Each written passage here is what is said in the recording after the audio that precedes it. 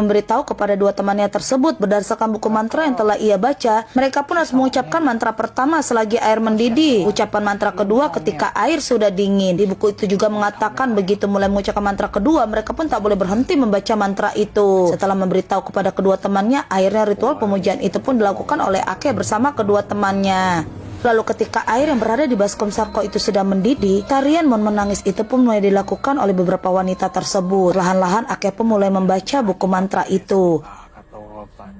Di sisi lain, ternyata Ake pun membawa salah satu ponakannya, dikarenakan tak ada satu orang pun yang bisa menjaga ponakannya itu. Namun ketika bocah itu sedang duduk di mobil tersebut, tanpa ia sadari di seberang mobilnya tersebut pun terdapat seseorang yang sedang berjalan. Hingga akhirnya bocah kecil itu pun merasakan sesuatu yang tidak enak di tempat tersebut. Dan benar saja bocah kecil itu pun sangat ketakutan ketika melihat pria yang sangat jangkung berjalan di hadapannya namun tanpa kepala. Membuat bocah itu pun menundukkan pandangannya. Di tempat yang bersamaan, Ake pun terus melakukan ritual itu sambil membaca mantra tersebut. Namun anehnya, sepertinya ritual yang telah dilakukan oleh Ake bersama kedua temannya itu pun tak diterima oleh roh biksu yang berada di sana dan membuat baskom itu pun terjatuh. Sontak saja mereka pun mengetahui bahwa ritual yang telah mereka lakukan pun gagal. Wah, bagaimanakah kelanjutannya guys? Akankah Ake bersama kedua temannya berhasil melanjutkan ritual itu kembali? Kita lanjut ke next part.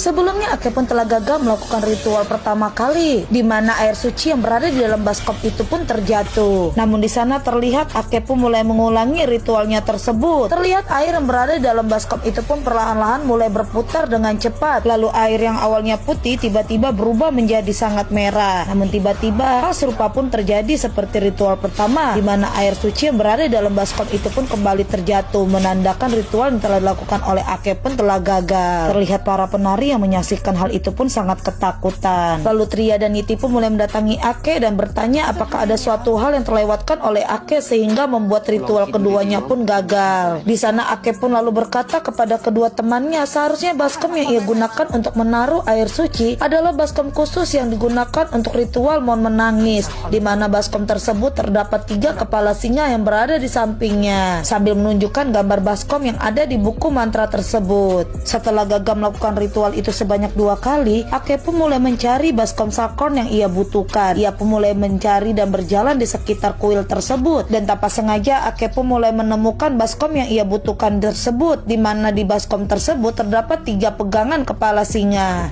Lalu singkat cerita, Ake pun mulai melanjutkan kembali ritual keduanya tersebut. Di sana ia pun sudah